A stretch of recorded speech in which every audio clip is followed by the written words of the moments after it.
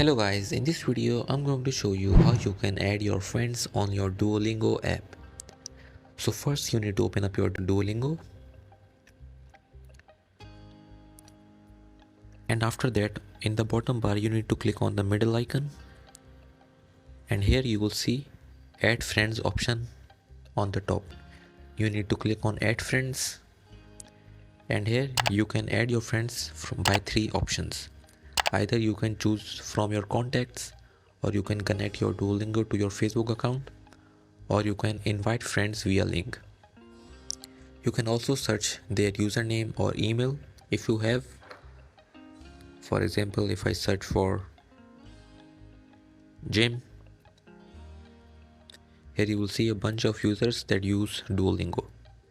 If you don't find here, click on load more, and this will open up more Jim accounts. And if you want to find a friend from your contacts, click on find contacts, and this will request access.